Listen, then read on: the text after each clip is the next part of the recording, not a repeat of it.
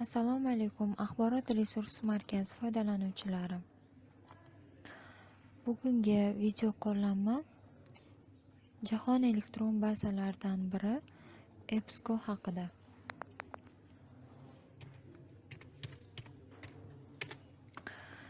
EBSCO elektron bazasi hozirgi kunda mamlakatimizdagi deyarli barcha oliy ta'lim muassasalari uchun ochiq. Ya'ni siz universitetimiz hududida EBSCO elektron bazasidan ma'lumotlarni ko'rishingiz, saqlab olishingiz, onlayn o'qishingiz mumkin. EBSCO elektron bazasi oynasi ochildi.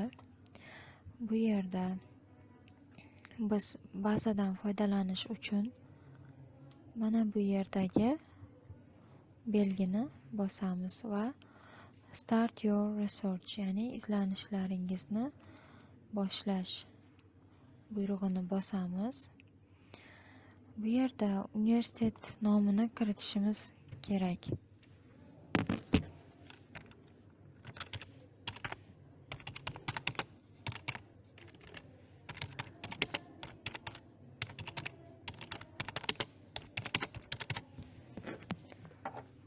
Kiritdik va enter tugmasini bosamiz. Universitetlar 100 ta natija e'lon qilindi va ushbu natijalar ichidan Toshkent davlat yuridik universitetini tanlab olamiz.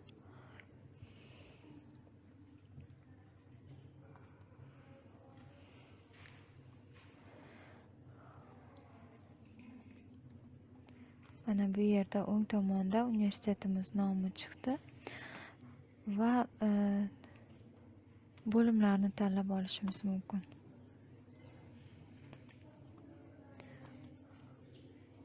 Davom ettirish tugmasini bosamiz va bu yerda qidiruv oynasi ochildi. Qidiruv oynasida biror bir o'zimizga kerakli bo'lgan mavzu bo'yicha kalit so'zlarni kiritishimiz mumkin.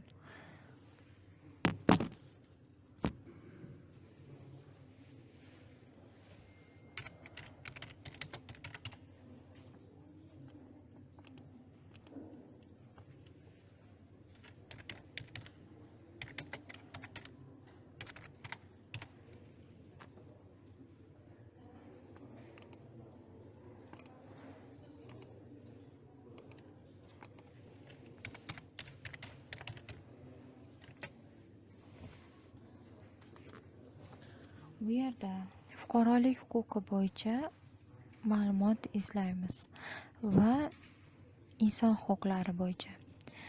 Ammo bu yerga not buyrug'i tanlandi, ya'ni bu yerda criminal justice bo'yicha natijalarni biz inkor qildik, ya'ni bunday natija bizga kerak emas. Criminal justice so'zi ishtirok etgan adabiyotlar yoki maqola bizga kerak emas. Faqatgina civil law and human rights bizga kerakli. Va search tugmasini bosdik.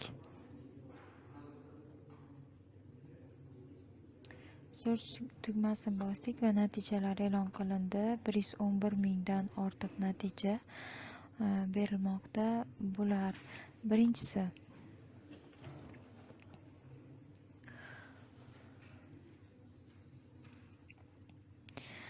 bu ispan tilidagi maqola.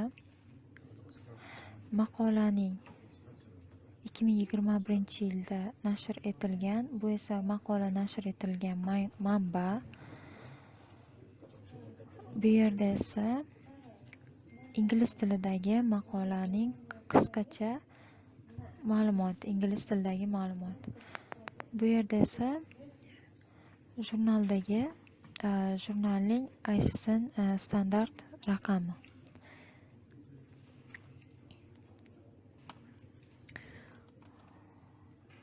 To'liq matnini ko'ramiz.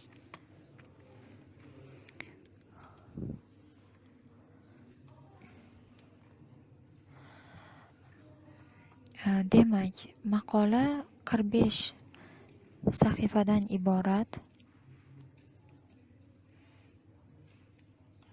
Bu yerda ispan tilida, ya'ni maqolaning asl nashr tili va bu yerda ingliz tilida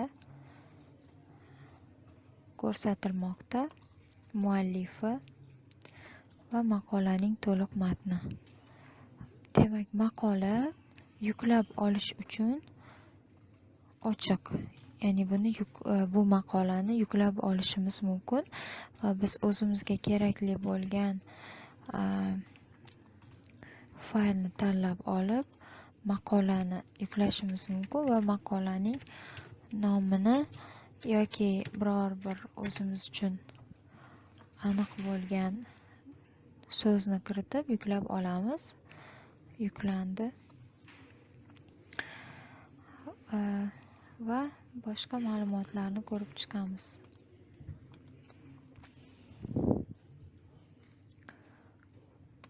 Endi biror bir elektron kitobni ko'rib chiqishimiz mumkin. Elektron kitoblar, bu yerda video lavhalar, ya'ni biz qidirayotgan, izlayotgan mavzudagi video lavhalar ham, video natijalar ham chiqarib berilyapti.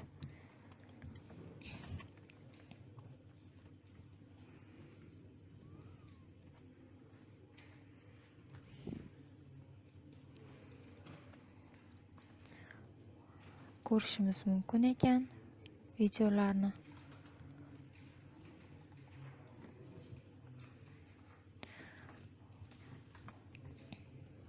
Demak, bu yerda hamma vaqtdagi videolarni ko'ryapmiz. Oxirgi 12 oydagi yoki 5 yildagi yoki 10 yildagi qilib belgilab olsak ham bo'ladi.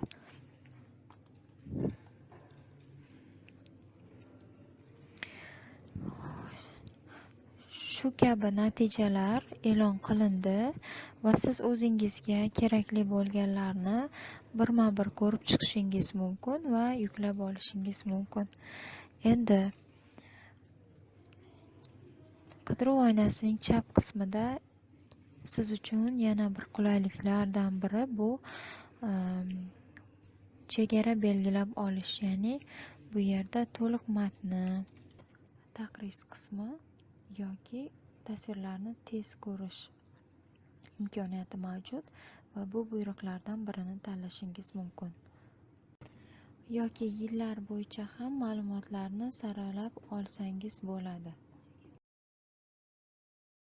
Bu yerda 1866-yildan 2022-yilgacha deb belgilangan. Demak, siz o'zingizga kerakli muddatni tanlab olishingiz mumkin. Istasangiz 2001-yildan 2020-yilgacha bo'lgan chegarani belgilab, ma'lumotlarni qayta qidirishingiz mumkin. Yoki manba turi, barcha ma'lumotlar qiziqmi sizga, yoki akademik jurnallarmi, yoki yangiliklarmi, ma'lumotnomalarmi, qaysi ma'lumotlar qiziq? Show more buyrug'i bilan barcha bo'limlarni ochib tanlab olishingiz mumkin. Yoki fan sohalarimi yoki turli xil, mana bu yerda inson huquqlari bo'yicha, fuqarolik huquqlari bo'yicha, Qo'shma Shtatlar, xalqaro huquq bo'yicha yoki umuman boshqa Show more orqali kengaytirilgan bo'limlarni ko'rib chiqishingiz mumkin. Nashr turini aniqlab olsangiz bo'ladi yoki nashriyotni aniqlashingiz mumkin. Ya'ni qaysi nashriyotda chop etilgan adabiyotlar sizga qiziq. Cambridge University Press, Oxford University Press yoki umuman boshqa nashriyot belgilab olsangiz bo'ladi. Kompaniyalar yoki tillarni ham o'zingizga qulay qilib olishingiz mumkin. Geografik hududiy joylashuvni va shu kabi quyidagi bo'limlardan o'zingizga qiziqlarini tanlab olsangiz bo'ladi. Endi biz biror bir elektron kitobni ko'rishimiz kerak.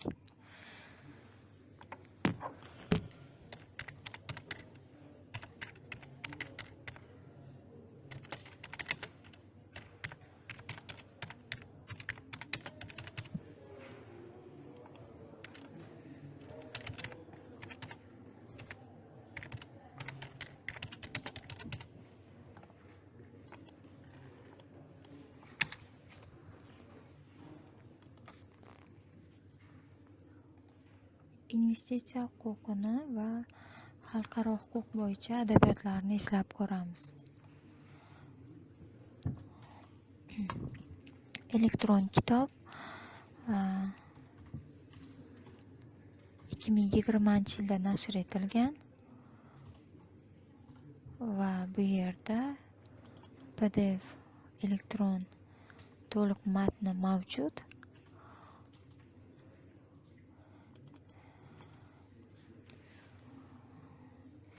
Elektron kitobni ko'ramiz.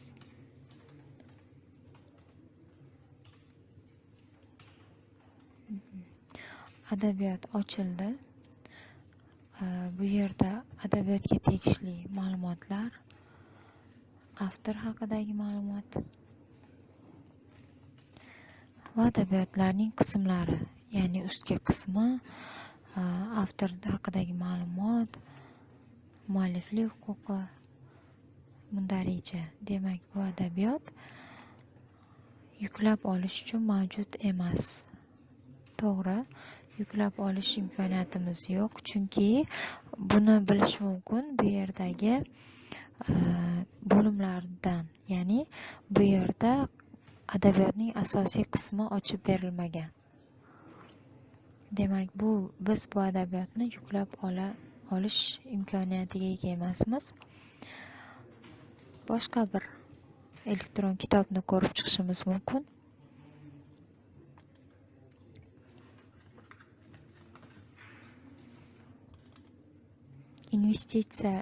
Xalqaro investitsiya huquqining prinsiplari, ya'ni tamoyillari.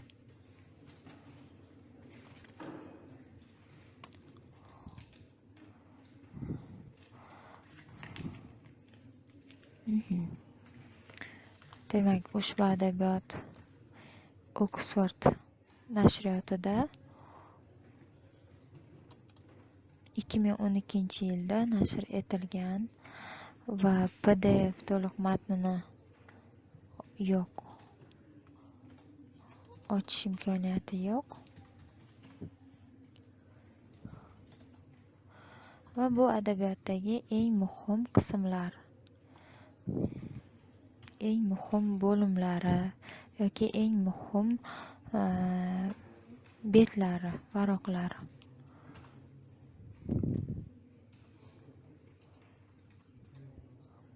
Mundarija, bo'limlar,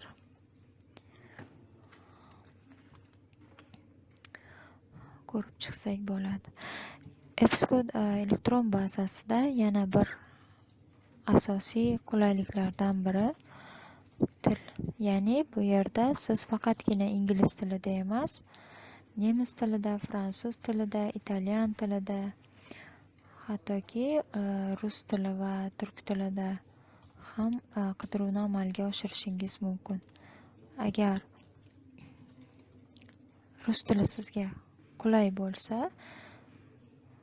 qidiruv oynasi barcha buyruqlar rus tiliga o'zgartiriladi va faqatgina e'lon qilinadigan natijalar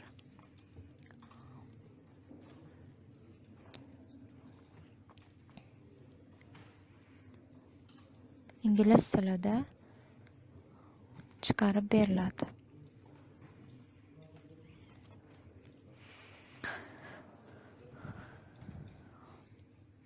Elektron kitob 2011-yilda nashrdan chiqqan. Bu yerda to'liq matnni yuklab olish buyrug'i bor ekan, ammo yuklab olishni iloji bo'lmadi. Elektron kitobni ochib ko'rishimiz mumkin va agar barcha kitoblar ham yuklab olish uchun mavjud bo'lmaydi va ularni ba'zida onlayn o'qishingiz mumkin. Bu adabiyotni bo'limlari, masalan, adabiyotni birinchi bo'limini yuklab olish uchun bu yerda belgilab olamiz va bizga ushbu sahifa va keyingi varaqlarni belgilab olishimiz mumkin. Va bizga masalan ushbu sahifadan boshlab 10 ta varog'i qiziqarli va biz yuklab olish tugmasini bosamiz, buyrug'ini, va bu yerda 11 varoqli birinchi bo'limga tegishli bo'lgan ma'lumotlar yuklab olindi.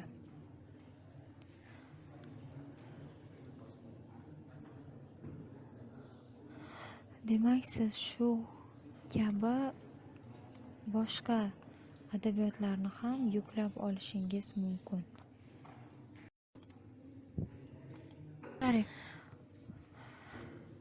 Shu tariqa adabiyotlarni ko'rib chiqishingiz, yuklab olishingiz mumkin. EBSCO elektron bazasida ishlash boshqa elektron bazalardagi kabi va hattoki juda oson. Va qidiruv oynasining o'ng tarafida mana shu buyruqlar, ya'ni silkasini nusxa ko'chirib olishingiz mumkin ushbu adabiyot keltirilgan qismini, yoki eksport qilish imkoniyati mavjud, yoki saqlab olsangiz bo'ladi, yoki nashr qilish imkoniyati bor. Elektron baza haqidagi qisqacha video qo'llanma sizga foydali bo'ladi degan umiddamiz. E'tiboringiz uchun rahmat.